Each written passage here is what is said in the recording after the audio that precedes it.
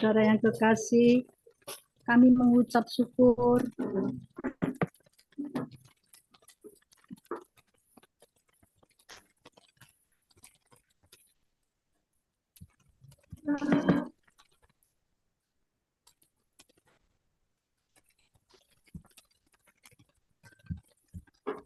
Suaranya Ibu Eli hilang. Kami mengucap syukur. Ada putus hubungan, Bapak? Ya, oke, silakan.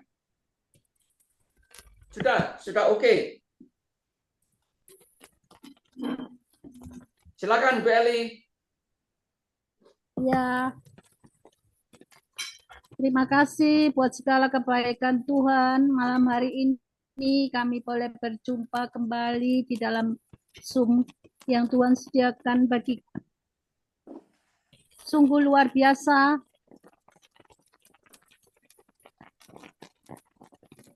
Untuk setiap kesempatan yang Tuhan beri buat kami, pimpin di dalam Roh Kudus-Mu untuk kami boleh mengikuti dengan baik segala yang diberitakan pada malam hari ini. Kami mengucap syukur di dalam nama Tuhan Yesus kami berdoa. Amin. Amin, amin, amin, amin. Puji Tuhan. Baik Bapak Ibu sekalian, pada malam hari ini kita tetap dengan tema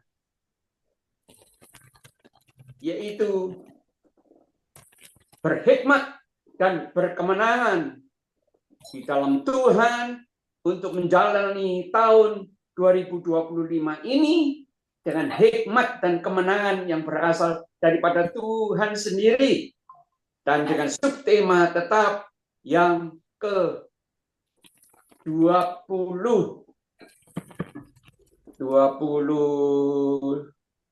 ini, yaitu rapture. Ternyata perjanjian lama yang ditulis oleh beberapa nabi, saudara kekasih, berhubungan dengan kedatangan Kristus yang kedua kalinya. Mari kita buktikan bahwa ini adalah benar. Dan sejak dari ribuan tahun yang lalu, dan ada seorang nabi yang dia lahir 700 tahun yang lalu sebelum Kristus lahir. 700 BC, before Christ. Nah, nabi ini namanya Nabi Yesaya. Dia ada menulis dan dipakai oleh Roh Kudus secara dahsyat. Beliau adalah salah satu yang dipakai oleh Tuhan untuk menerangkan, lalu untuk menguraikan tentang siapa? Tentang orang-orang percaya yang kemudian menjadi miliknya Tuhan Yesus Kristus. Jadi sebelum Tuhan Yesus lahir, orang-orang yang percaya kepada Yahweh, yang adalah bersama sama dan satu dengan Kristus, karena Kristus ada sebelum dunia dijadikan. Jadi dia ada bersama-sama dengan Yahweh, Allahnya bangsa Israel, pencipta langit dan bumi dengan segala isinya, galaksi ini. Dan dia menulis, dipakai oleh Roh Kudus untuk menulis di dalam Yesaya 40 ayat yang ke-10. Demikian bunyi firman Tuhan, Yesaya 40 ayat yang ke-10. Lihat, itu Tuhan Allah. Ini yang disebut Yahweh. Ia datang dengan kekuatan dan dengan tangannya ia berkuasa. Lihat, mereka yang menjadi upah jerih payahnya ada bersama-sama dengan dia. Dan mereka yang diperolehnya berjalan di hadapannya. Setelah berjalan, siapa?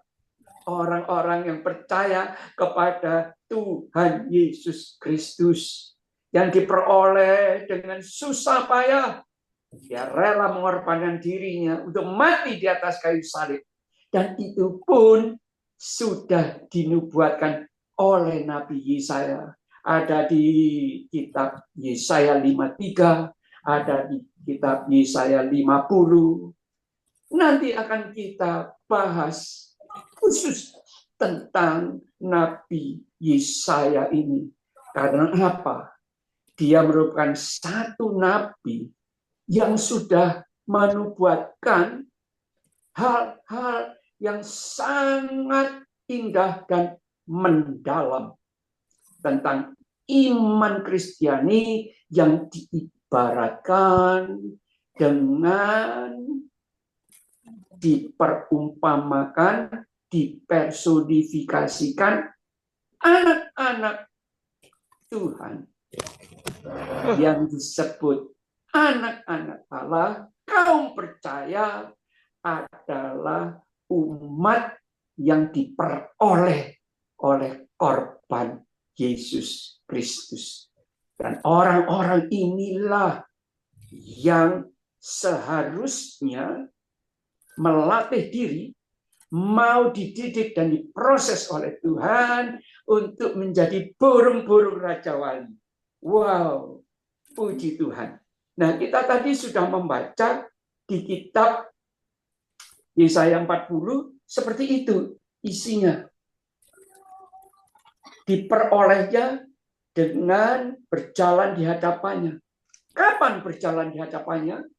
Saat nanti Tuhan Yesus datang kembali, mereka akan berbaris, berjalan, dan menghadap tahta pengadilan Kristus. Kita baca Yesaya 62, ayat yang ke Yesaya 62, ayat yang ke 11. Kita baca. Demikian bunyi firman Tuhan.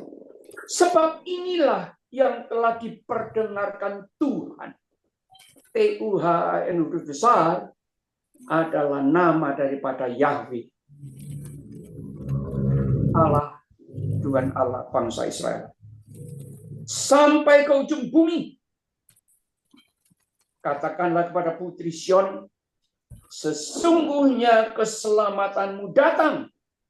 Sesungguhnya mereka yang menjadi upah jerih payahnya.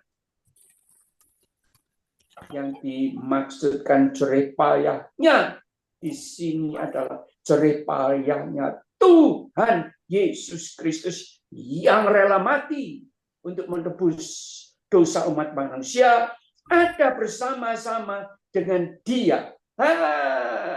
Ini. Jadi Anda dan saya nantinya akan bersama-sama dengan Kristus dan mereka yang diperolehnya berjalan di hadapannya. Wow, puji Tuhan. Dan Yesaya 61 itu menceritakan tentang yang memperoleh umat percaya ini. Yesaya 61. Demikian bunyi firman Tuhan. Ayat yang pertama. Roh Tuhan Allah ada padaku. Oleh karena Tuhan telah mengurapi aku.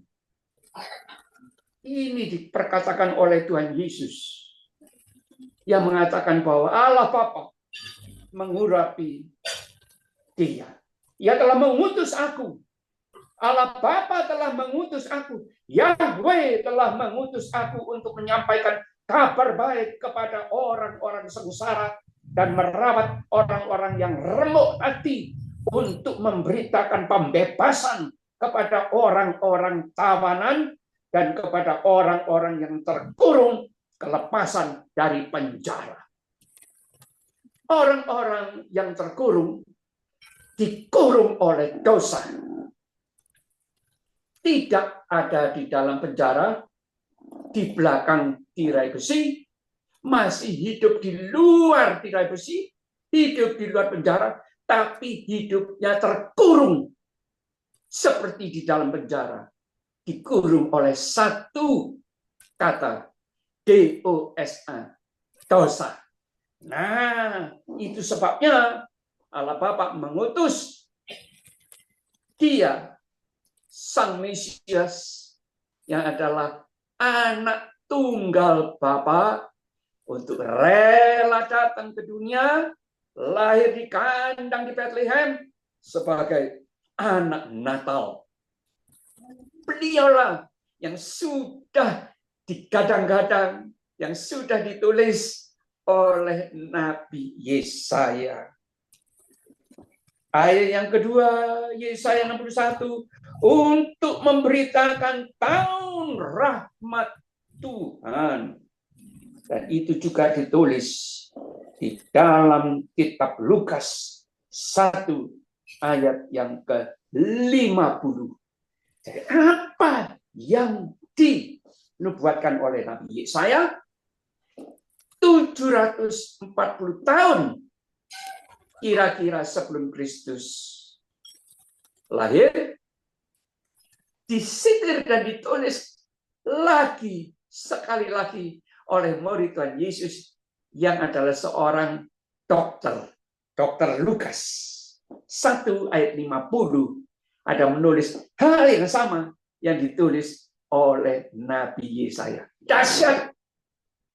Inilah tanda bahwa Tuhannya, bahkan rajanya kaum Israel adalah Tuhan dan rajanya kaum orang percaya, kaum Nasrani yang adalah pengikut Yesus Kristus.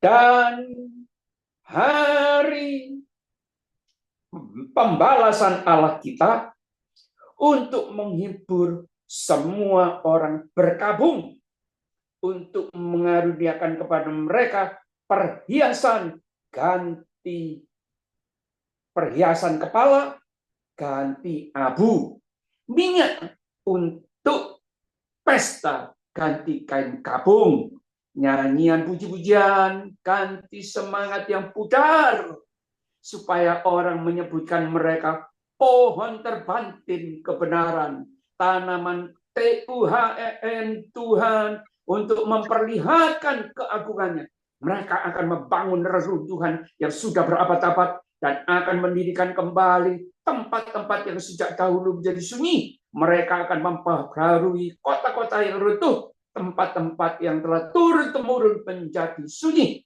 Orang-orang luar akan melayani kamu sebagai gembala kambing dombamu, dan orang-orang asing akan bekerja bagimu sebagai petani dan tukang kebun anggurmu. Tetapi kamu, orang-orang percaya, hasil jerih payah penginjilan Kristus sebelum dia lahir dan sesudah dia lahir, akan disebut imamnya Tuhan dan akan dinamai pelayannya Allah kita. Kamu akan menikmati kekayaan bangsa-bangsa dan akan memegahkan diri dengan segala harta benda mereka. Puji Tuhan. Nubuatan ini dinubuatkan kepada bangsa Israel.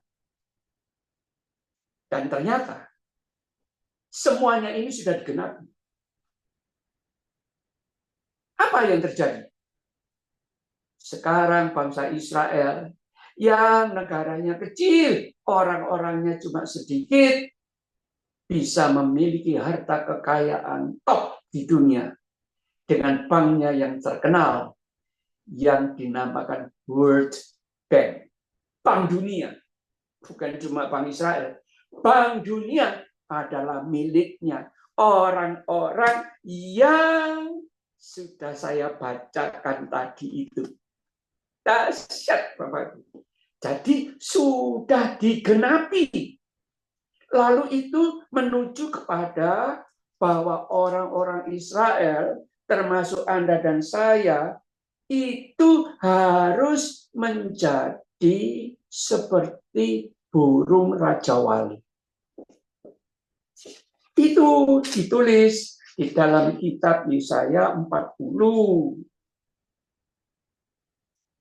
yang mengisahkan tentang burung Raja Wali. Yesaya 40 ayat yang ke-27. Demikian bunyi Tuhan, firman Tuhan. Tidakkah kau tahu dan tidakkah kau dengar? Tuhan Tuhan Guru Besar Yahweh, Allah bangsa Israel, ialah Allah kekal yang menciptakan bumi dari ujung ke ujung. Ya, tidak menjadi lelah dan tidak menjadi lesu, tidak terduga pengertiannya. Yesaya dipakai oleh Tuhan untuk menggambarkan siapa itu Allah bangsa Israel, pencipta langit dan bumi dengan galaksi, dengan segala isinya. Ternyata Allah yang kekal, yang ada sebelum dunia ini ada. Sebelum dunia ini dijadikan. Tuhan Allah sudah ada. Eksis. Kekal. Lalu disebut menciptakan bumi dari ujung ke ujung. Karena dia bulat, tidak ada ujungnya. Dan dia memberi kekuatan kepada yang lelah. Dan menambah semangat kepada yang tiada berdaya. Siapa? Anda dan saya. Orang-orang muda menjadi lelah dan lesu dan terunda-terunda, jatuh tersandung. Mungkin ada di antara kita yang sudah menjadi ayah ibu, bahkan menjadi orang tua dan menjadi yang namanya mertua. Tapi dulu ketika kita ini masih terunda, mungkin ada yang mengalami kejatuhan. Tapi Tuhan itu setia. Dia mengatakan orang yang jatuh tidak akan terpuruk, tapi dia akan bangkit oleh kemurahan kasih Kristus. Nah, ayat yang ke-31. Tetapi orang-orang yang menanti-nantikan Tuhan, Tuhan besar Allah Israel, mendapat kekuatan baru. Mereka seumpama Raja Wali yang naik terbang dengan kekuatan sayapnya. Mereka berlari dan tidak menjadi lesu. Mereka berjalan dan tidak menjadi lelah. Minggu lalu sudah saya uraikan seperti apa burung Raja Wali itu. Kembali saya ingin mengingat tentang model daripada bangunan STTSOE. Nah, ini ada para dosen, alumni, students, bahkan yang sekarang sudah menjadi rektor dan dosen, bahkan pengurus di STTSOE. Kalau kita melihat model bangunan itu dari depan, maka bangunan STTSOE itu tidak pernah kita bayangkan dan kehendaki. Ternyata dia seperti burung Raja Wali yang mengepakkan sayapnya ke kanan dan ke kiri. Berarti di tengah ada kepalanya. Dan kepalanya itu adalah lobi STTSOE. Kalau kita memasuki ruangan STTSOE, ada lobi di tengah, lalu di atasnya ada bangunan karena berlantai 2. Ruang di atas lobi adalah ruang doa. Tempat students, juga dosen, berdoa. Dan di ruangan ini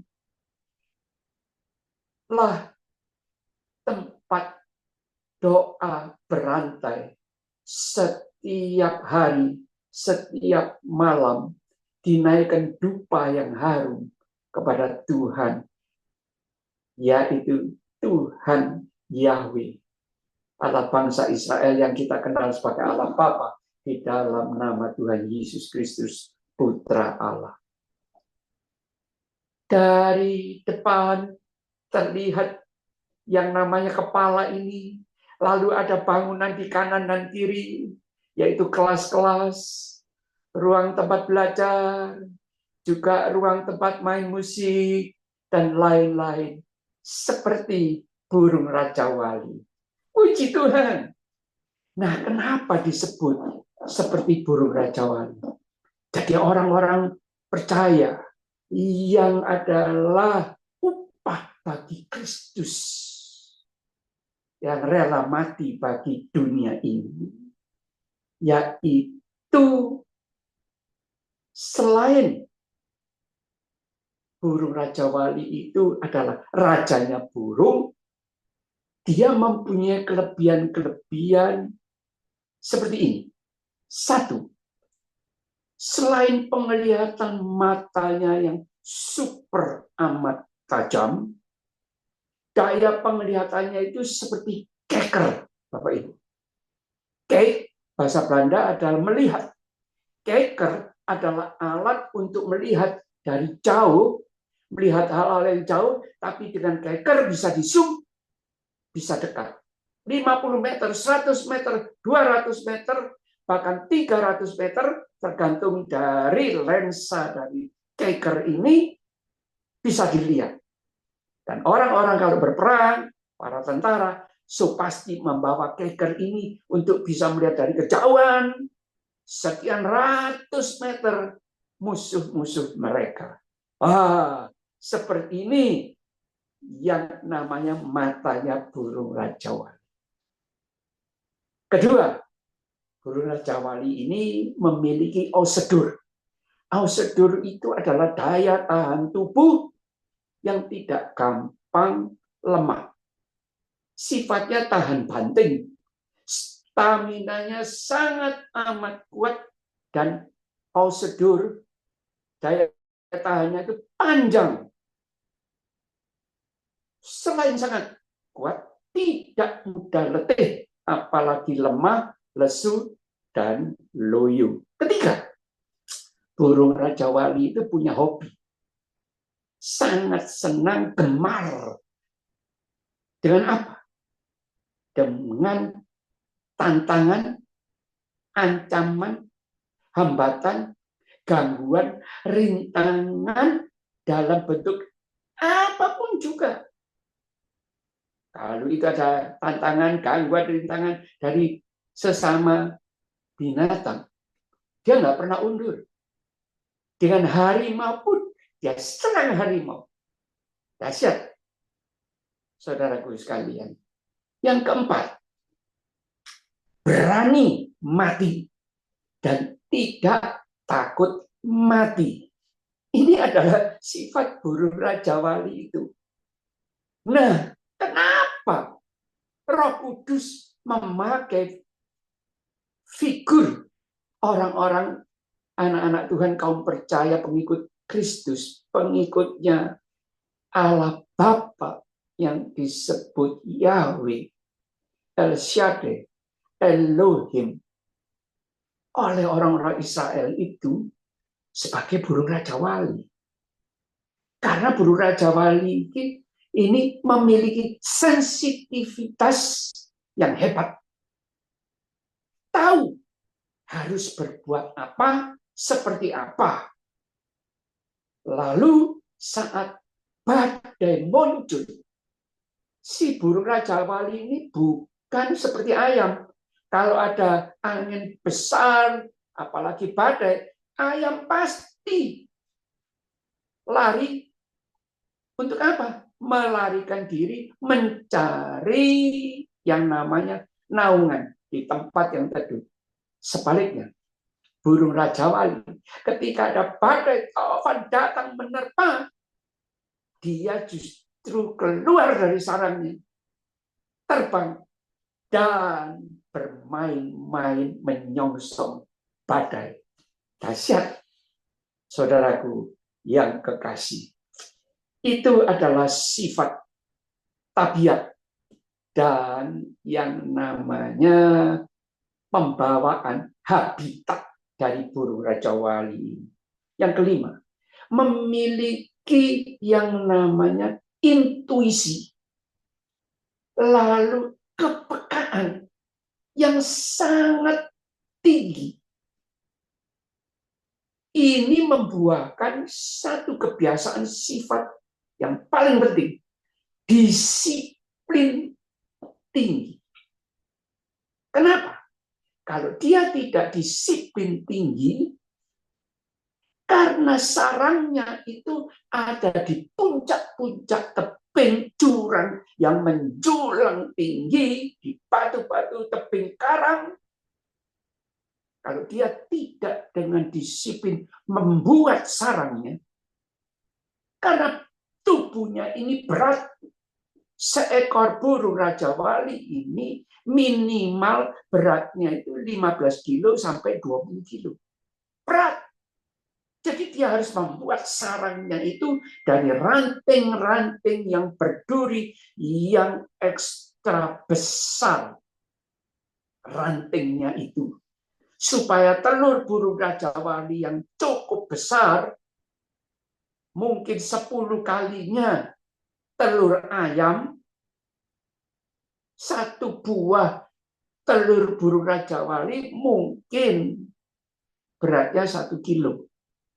Sulit untuk bisa didapatkan contoh nyata yang namanya telur burung Raja Wali karena dia sangat ganas dalam menjaga telurnya. Dan tidak bisa diambil oleh manusia kecuali naik apa? Turun dari helikopter. Karena sarangnya ada di puncak ketinggian. Di bawahnya itu jurang. Seperti itu keadaannya burung Raja Wali ini. Dan seperti minggu yang lalu sudah saya uraikan, dia dilatih oleh sang induk pada waktu sayapnya sudah mulai keluar dan cukup bulu-bulunya, kekuatannya dianggap cukup, mungkin 2 bulan, didorong keluar untuk dilempar keluar dari sarangnya. Dari kecil, burung Raja Wali sudah boleh dan bisa merayakan keluar menetas dari telur. Badannya itu selain dibungkus dengan kulit telur, ketika dia keluar dari kulit telur, sudah bisa merayakan akan tajamnya ranting-ranting tempat dia dilahirkan dalam sarang yang penuh dengan duri-duri yang besar dan tajam yang menyakiti dirinya. Tapi justru melalui duri-duri inilah tubuhnya itu kuat, kulitnya menjadi tebal, kuat, dan tidak mempan dengan duri-duri dari pepohonan manapun juga. Kulitnya tebal, bulu-bulunya tebal, kuat. Inilah burung Raja Wali. Saat dilempar keluar dari sarangnya, kelihatannya mau mati. Dia cuma cap, cap, cap. Tapi sang induk langsung shoot, turun ke bawah untuk mengambil, untuk menyongsong dari bawah anaknya yang mau jatuh ke jurang, ditaruh di kepak sayapnya di belakang kepalanya. Untuk kemudian dibawa terbang tinggi lagi dan dilempar lagi. Dengan cara begitulah sang induk melatih anak-anaknya untuk bisa terbang, pandai terbang, guna bisa hidup mencari makanannya sendiri. Dilatih untuk menjadi mandiri. Itu sebabnya salah satu bank negara kita disebut Bank Mandiri. Untuk bisa yang namanya berdikari, berdiri di atas kaki sendiri. Nah, Bapak Ibu sekalian, saudaraku sekalian yang kekasih, itulah adalah gambaran daripada anak-anak Tuhan, kaum percaya yang harus hidup seperti burung Raja Wali ini. Tidak gampang yang namanya menyerah. Dia punya prosedur yang kuat dan panjang. Untuk apa? Satu, bersabar. Dua, tekun. Ketiga, yang namanya meniru sang induk untuk hidup seperti yang diajarkan, dididik, dan dilatih, ditempa oleh induknya. Saudaraku, ternyata Tuhan mau Anda dan saya sebagai anak-anak Tuhan itu harus seperti burung Raja Wali. Kuat. Apa? Imannya, pengharapannya, sukacitanya. Kalau ada ayat di Tesalonika yang mengatakan, hendaklah kamu senantiasa di dalam Tuhan bersukacita, bersyukur. Tapi begitu ada yang namanya tantangan, hambatan, ancaman, rintangan, gangguan, mulai goyah. Apalagi zaman sekarang ini, saudaraku, ada Madam Tera di San Francisco yang bisa nanti satu kali waktu akan kita minta untuk bersaksi, menyaksikan apa yang terjadi dengan sebagian anak-anak Tuhan hasil jeripaya Kristus mati di atas kayu salib, menderita, hidup di dunia 33 tahun, tidak mempunyai alas untuk menaruh kepalanya, tidak memiliki bantal, miskin. Tuhan Yesus miskin supaya Anda dan saya diperkaya, saudara. Tuhan Yesus menderita supaya Anda dan saya terlepas bebas dari penderitaan. Untuk boleh hidup menikmati kasih dan kuasanya serta berkat-berkatnya. Dahsyat. Terutama bagi penduduk masyarakat, rakyat, saudara-saudaraku yang hidup di pulau-pulau Nusa Tenggara Timur, bisa merayakan, bisa merasakan yang namanya satu kata, penderitaan.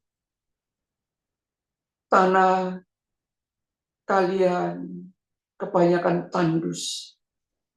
Ditanamin apapun juga tidak bisa tumbuh. Apalagi kalau di Pulau Timur, di daerah Soe, sulit untuk tanaman bisa tumbuh karena di bawahnya ada namanya batu. Berbatu-batu. Dan batu ini ternyata adalah campuran untuk membuat besi. Namanya batu campuran membuat biji besi. Karena biji besi tidak bisa diolah menjadi besi kalau tidak dicampur dengan batu mangan. Dan Pulau Timur inilah penghasil batu mangan. Bahkan di pulau kecil yang namanya Sabu ditemukan bukan cuma mangan, tapi emas. Kalau itu digali, dieksplorasi, tenggelamlah yang namanya Pulau Sabu. Juga ada pulau-pulau lain yang Tuhan taruh di bawahnya kekayaan yang luar biasa. Seperti di daerahnya Mama Ana, ada yang namanya nikel. Mungkin ketiga terbesar atau kelima terbesar depositnya di dunia.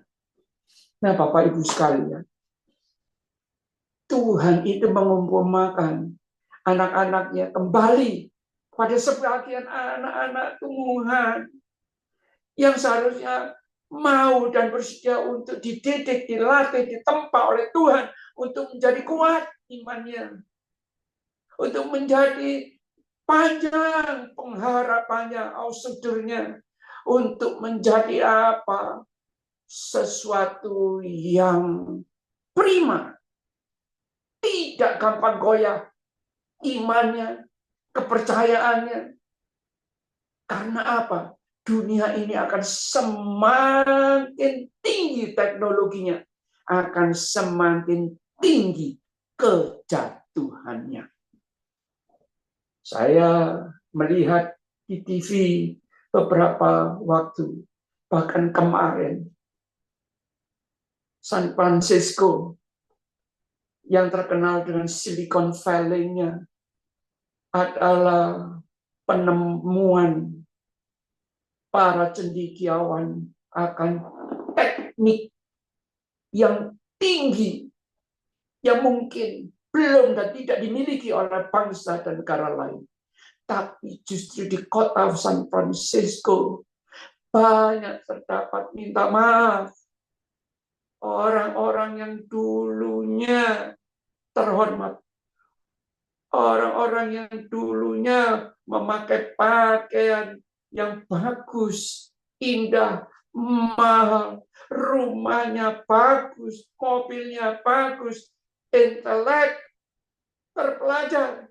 Sekarang mereka tinggal di pinggir-pinggir jalan, di sepanjang trotoar-trotoar toko. Toko-tokonya pada tutup. Mereka berubah menjadi yang namanya gelandangan. Kenapa? Padahal namanya sama dengan saya. Samuel, panggilannya Sam, Sammy. Yang namanya John, Peter, Luke, Lukas, Matius. Kenapa mereka sekarang bisa seperti gelandangan, rambutnya tidak rapi, baunya itu dari beberapa meter sudah bisa terbau sangat tidak enak. Kotor badannya, mukanya lusuh, berkeriput, tapi masih bisa membawa anjing kesayangannya. Tidur di tenda-tenda di pinggir. Di pinggir apa? Di pinggir kotak-kotak sampah. Tinggal di mana? Di bawah terowongan-terowongan air. Saya tidak bisa berpikir, kenapa mereka yang seharusnya anak-anak Tuhan hidupnya semestinya seperti burung Raja Wali, bisa naik terpat tinggi. Sekarang mereka keadaannya terpuruk. Itu bangsa, suku bangsa yang besar, yang pernah memproklamirkan dirinya sebagai polisinya dunia. Tapi keadaan mereka sekarang sangat mengenaskan. Dan itu adalah anak-anak hasil jeripaya kerja Tuhan Yesus Kristus. Kenapa? Satu hal jawabannya. Karena mereka melupakan Tuhannya. Kedua, mereka hidup dengan ketentuan kemauan dirinya sendiri. Semau gue. Mereka tidak peduli dengan aturan sopan santun yang telah digariskan oleh firman Tuhan, supaya mereka hidup tidak lagi di dalam kegelapan, tapi keluar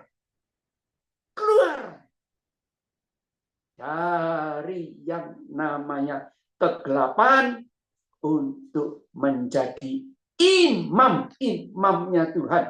Seperti yang dinubuatkan oleh Nabi Yesaya dan dipertegas oleh Petrus. Ketiga, mungkin orang tua mereka lah yang sudah meninggalkan Tuhan. Sehingga firman Tuhan tidak mendarat, tidak diajarkan, tidak dididik, hidup untuk takut, taat, dan setia melakukan kehendak firman Tuhan. Hasilnya bisa seperti itu. Dulu terhormat, sekarang menjadi gelandangan, saudara-saudara. Anda bisa buka itu di YouTube. Anda bisa buka San Francisco sekarang bahasa Indonesia. Dan Anda akan bisa melihat kaget. Ternyata bukan cuma San Francisco yang terkenal dengan Silicon Valley-nya. Ternyata teknologi tinggi yang namanya ilmu pengetahuan tinggi, cendekiawan yang memiliki yang namanya karunia-karunia yang tinggi, hebat, pengetahuan yang hebat, ilmu pengetahuan yang super, tidak mampu untuk mengentas manusia keluar dari dosa. Dosa. Mereka melakukan apa? Mereka melakukan di dalam tangannya itu kokain. Mereka itu pecandu-pecandu narkoba. Hancur hidupnya. Karena apa? Tidak ada disiplin. Tidak ada apa? Roh Tuhan. Kalau ada roh Tuhan, kata Roma, kedagingan itu hilang. Karena kedagingan itu adalah musuh daripada Roh Kudus. Dan ada ayatnya. Roma 8:14.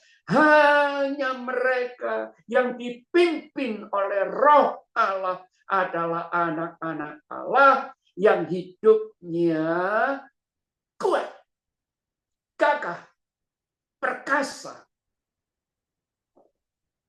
cakap, kuat. Seperti apa? Burung Raja Wali. Wah, ini kebalikannya, saudara-saudara. Kenapa?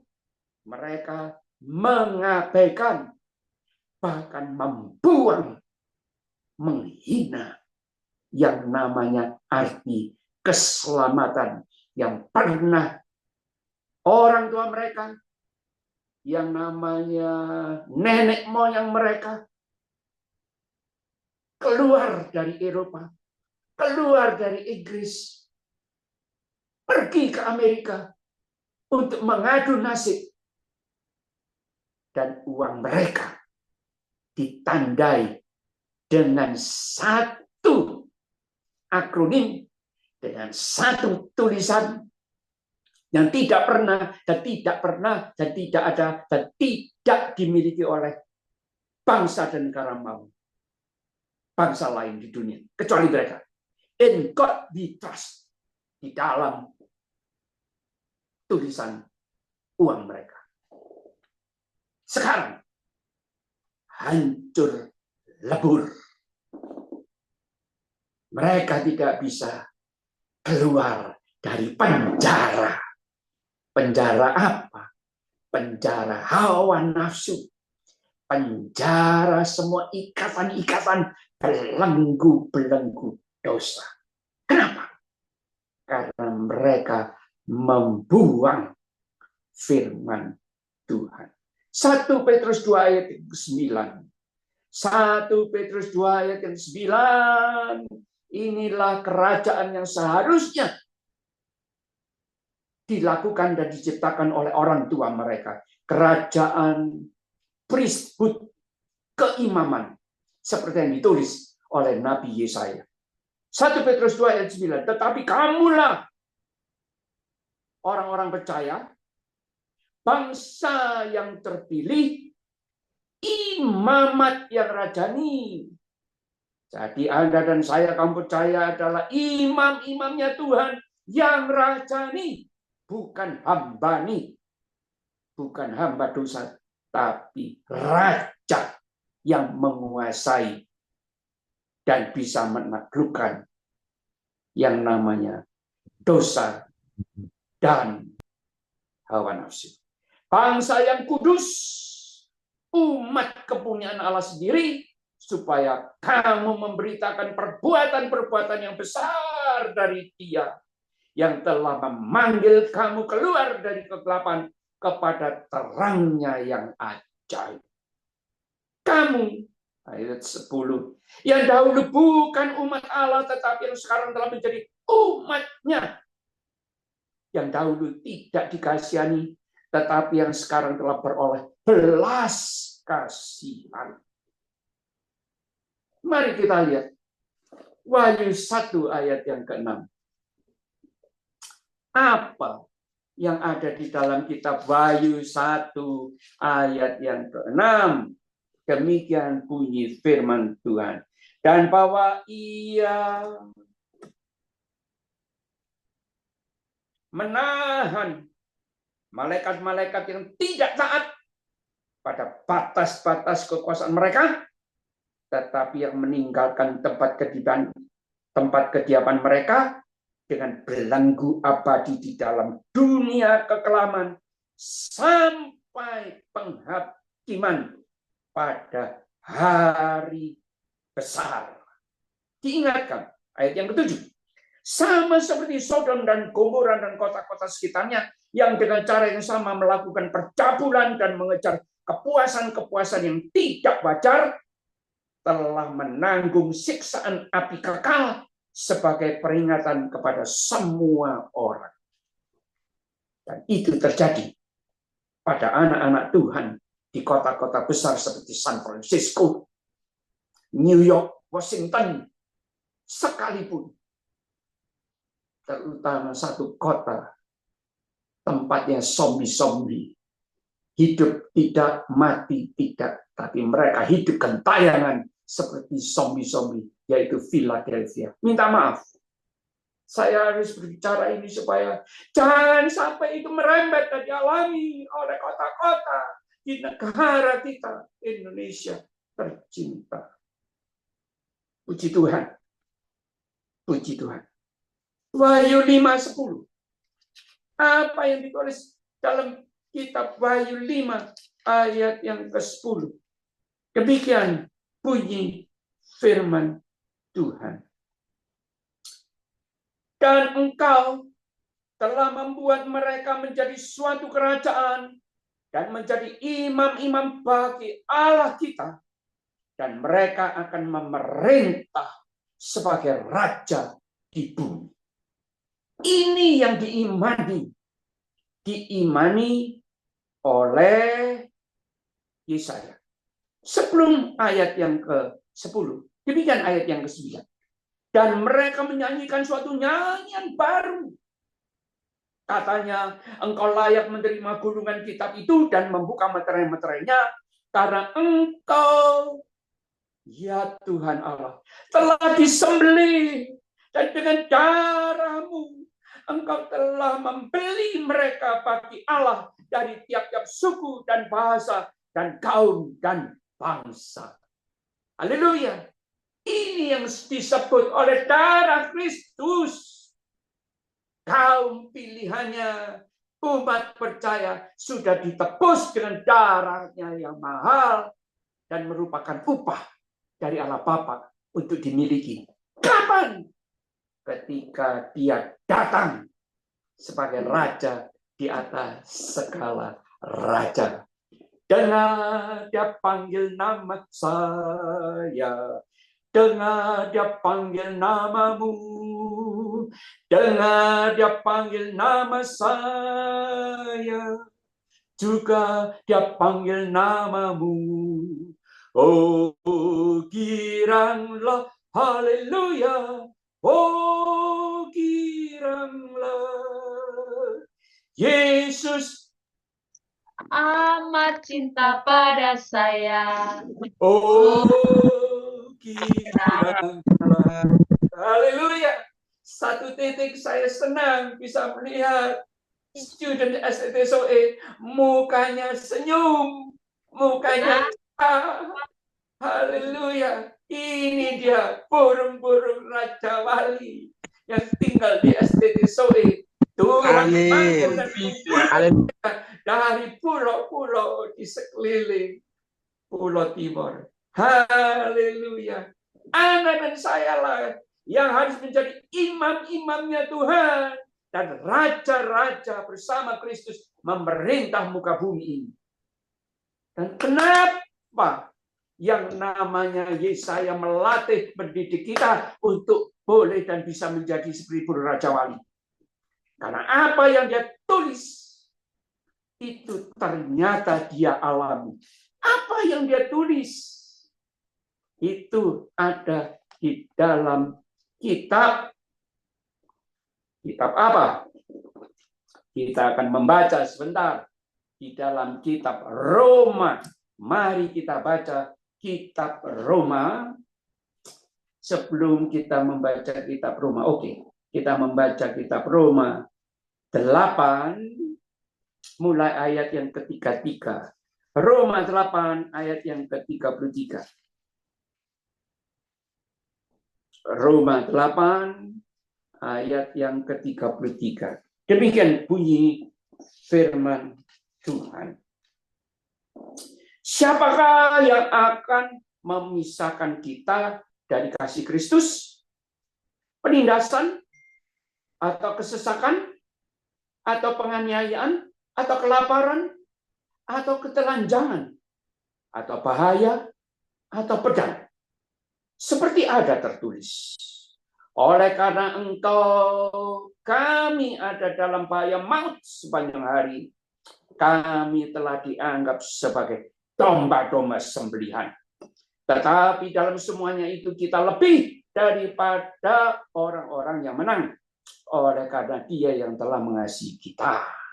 Sebab aku yakin bahwa baik maut maupun hidup, baik malaikat-malaikat maupun pemerintah-pemerintah, baik yang ada sekarang maupun yang akan datang, atau kuasa-kuasa baik yang di atas maupun yang ada di bawah, ataupun sesuatu makhluk lain tidak akan dapat memisahkan kita dari kasih Allah yang ada dalam Kristus Yesus Tuhan kita. Haleluya.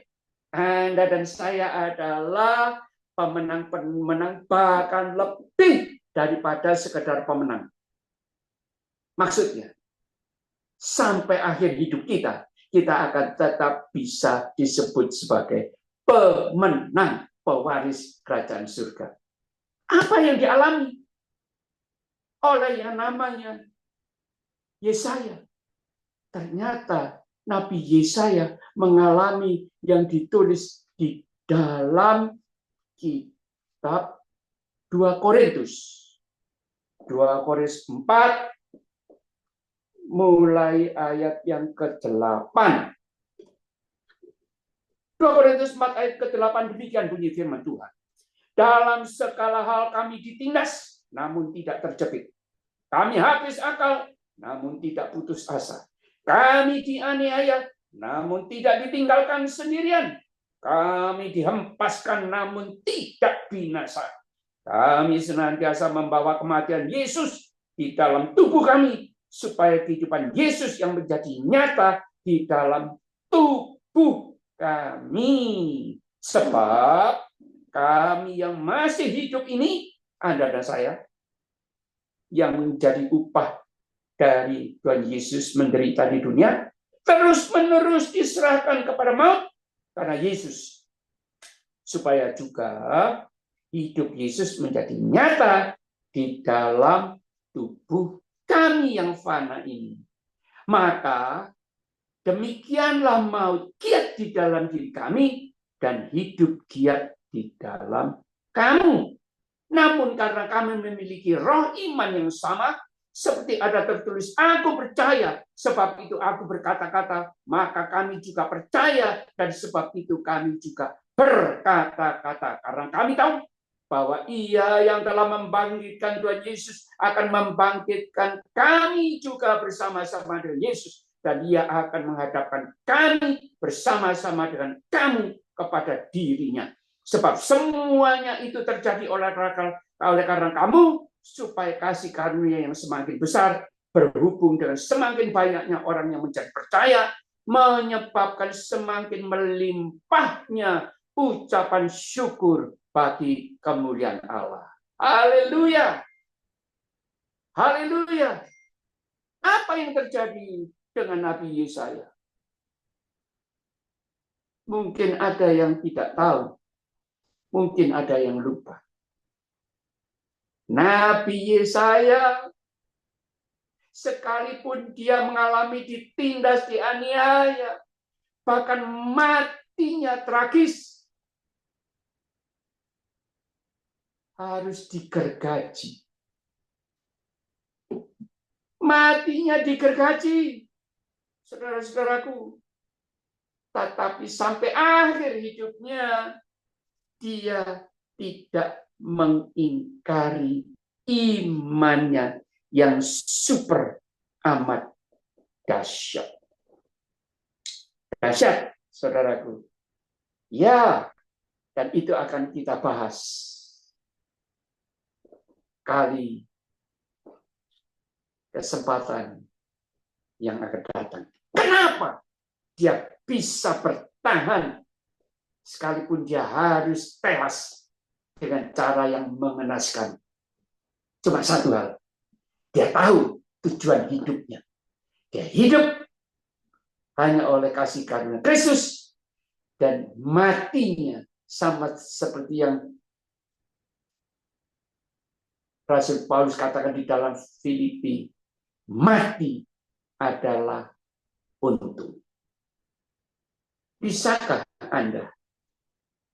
Maukah Anda menjadi pengikut Kristus yang bisa memiliki stamina rohani, yang bisa memiliki ausedur rohani, yang bisa memiliki kasih dan kuasa Kristus sampai akhir hidup, tetap mau percaya dan berserah serta bersedia kepada Kristus sekalipun maut, ajal sebagai upah kita. Apa jawab saudara? Amin. Kita tundukkan kepala.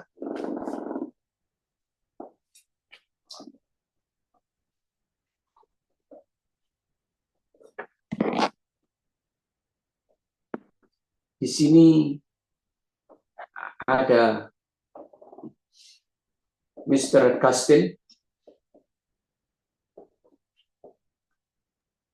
Arek Surabaya, Arek Surabaya, yang lagi bergumul mati-matian untuk menjadi laskar Kristus. Dia tinggalkan pekerjaannya, zona nyaman, sebagai salah seorang petinggi di satu korporasi. Boleh saya minta kesediaan Mr. Gastin untuk bersaksi, kenapa Anda tinggalkan pekerjaan Anda yang dengan gaji yang begitu tinggi di Jepang, tapi untuk Anda lepaskan dan tinggalkan hanya untuk mengikut Kristus dan belajar teologi? Silakan. Iya, boleh Om. Ya, bahasa Indonesia saya kurang bagus, jadi bahasa Indonesia. saya minta maaf kalau nggak terlalu mengerti. Ini Mr. Gastin ini sejak kecil dia sekolahnya di luar negeri, di Singapura, lalu di Inggris, di mana, begitu. Silakan. Ya, makasih. Seperti yang Om Samuel bilang, saya bekerja di koperasi. Terakhir saya tinggal di Jepang. Kerjanya berat sekali. Dan mungkin ya bagaimana ya, karena waktu di Jepang itu saya tidak ada waktu untuk apa-apa, tidak ada waktu untuk eh, gimana ya, kerjanya cuman bekerja aja setiap hari dan tiap minggu tuh cuman gimana ya, ke gereja terus terlalu capek tidur gitu. Jadi spiritual life saya lama-lama pelan-pelan menurun terus gitu. Dan lama-lama ada sesuatu hunger ya, kepingin lapar gitu tentang firman gitu, kepingin tahu lebih banyak gitu. Dan lama-lama nggak kuat, lapar terus, dan akhirnya ya saya decide untuk stop kerja dan spend waktu di uh, UK sebentar untuk belajar teologi sedikit. Dan cuma beberapa bulan sih, tapi waktu itu memang luar biasa sih. Saya merasa saya benar-benar bertemu Tuhan lagi. Dan yang encounter sama Tuhan benar-benar uh, buat hati saya menangis terus. Ya, dan memang terima kasih Tuhan. Tuhan menemukan saya lagi. Itu aja, Om. Ya, terima kasih. Mr. Gastin ini dia adalah salah seorang manajer karena kepiawaiannya dari satu perusahaan korporasi jual beli properti, saudaraku sekalian. Dan gajinya sangat amat besar waktu itu, dan apa saja kebutuhannya disupport oleh bosnya. Tapi dalam keadaan zona nyaman secara materi, secara tubuh, dia tinggalkan karena jiwanya lapar. Jiwanya cari yang namanya sumber daripada selain keselamatan adalah sumber damai sejahtera. Karena selama dia bekerja, dia kehilangan yang namanya damai sejahtera itu. Betul, Gastin? Iya, betul. Makasih, Om. Disummarize-kan. Puji Tuhan. Nah, dia ini masih saudara misan dari mantu saya, saudaraku sekalian. Makanya dia panggil saya Om. Oh iya, apa? Ya. Nah, baik. Nah, ini adalah satu gambaran. Sangat bersyukur bahwa Gastin boleh direbut oleh Tuhan untuk keluar dari zona nyaman, dari kehidupan yang jauh dari Tuhan. Hidup seakan-akan tidak memerlukan Tuhan Yesus. Nah, sekarang dia mencari akan firman Tuhan dan mukanya itu bersinar dan berubah daripada dulu ketika dia masih bekerja, mukanya itu selalu cemberut, saudaraku. Sekarang mukanya penuh senyum, damai sejahtera, sukacita. Terima kasih, Gastin, sudah bergabung dengan kita, dan berharap di lain kesempatan Anda juga bisa menceritakan, menyaksikan kebaikan Tuhan.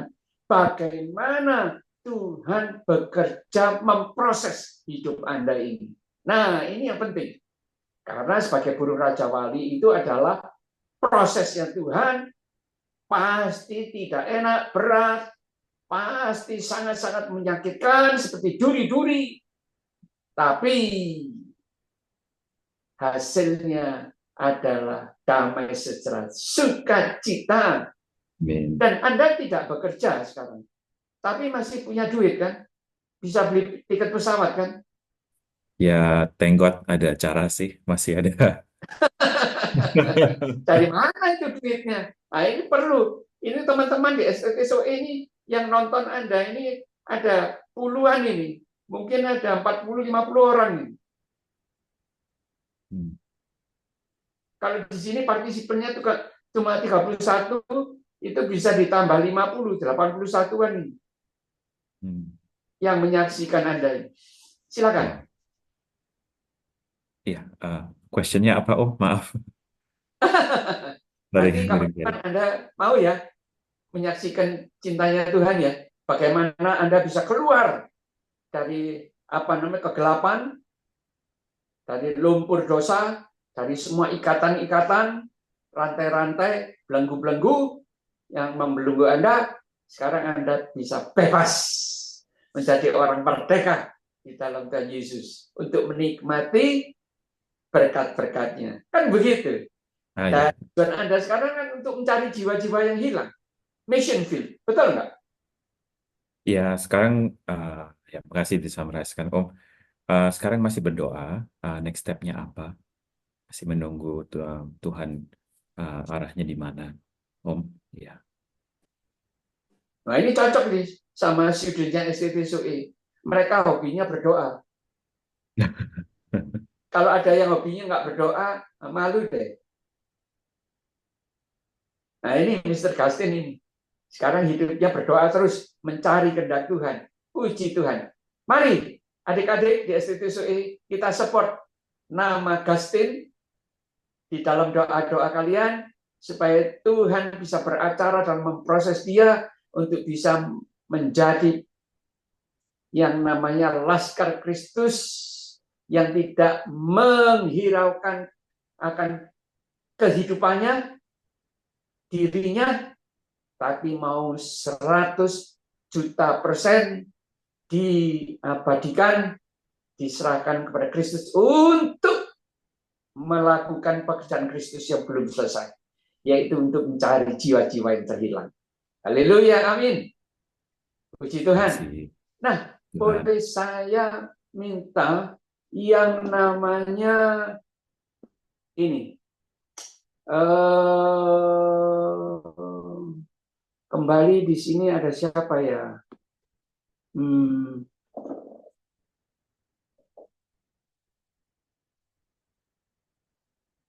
Boleh saya minta yang namanya Pak Im. Pak Immanuel masih ada? Iya, Bapak. Iya. Nah, wah itu. Anda juga bersama dengan adik-adik itu. Ada adik-adik selain Anda. Puji Tuhan. Tolong Anda bisa simpulkan acara kita pada malam hari ini seperti apa. Nanti kita akan berdoa bagi teman-teman yang ada masalah, pergumulan, juga sakit penyakit. Dipersilakan. Baik, Bapak. Terima kasih banyak, Bapak, untuk kesempatan yang diberikan kepada saya. Apa yang sudah disampaikan oleh Bapak Samuel tadi sudah sangat jelas bagi kita semua. Bagaimana kita menjalani kehidupan yang ada, yang Tuhan masih percayakan kepada kita. Setiap kita orang-orang yang telah dipilih, dipanggil, dipilih oleh Tuhan untuk ada dalam pekerjaannya Tuhan dan untuk dipersiapkan untuk melakukan pekerjaan Tuhan, tentu ada begitu banyak proses, ada banyak hal yang Tuhan izinkan untuk memproses kehidupan kita, sehingga benar-benar kita menjadi orang yang siap untuk melakukan setiap tugas tanggung jawab yang Tuhan percayakan bagi setiap kita masing-masing. Sekali lagi terima kasih banyak kepada Bapak Samuel. Secara pribadi saya diberkati oleh Tuhan melalui firman Tuhan yang sudah disampaikan, bahwa sebagai orang-orang yang sudah diselamatkan dan dipersiapkan untuk juga menjadi laskar-laskarnya Kristus, tentu harus siap sedia menghadapi berbagai macam proses yang Tuhan izinkan terjadi, dan biarlah melalui proses-proses yang ada itu membuat kehidupan kita, saya secara pribadi lebih siap dalam menjalankan setiap tugas tanggung jawab yang dipercayakan oleh Tuhan. Dan kiranya roh Tuhan yang senantiasa menguatkan dan meneguhkan setiap kita untuk terus melangkah di dalam melaksanakan setiap rencana agung Tuhan untuk menyelamatkan umat manusia melalui pemberitaan firman Tuhan yang sudah kita dengar, yang sudah kita ketahui di dalam setiap kehidupan kita hari lepas hari.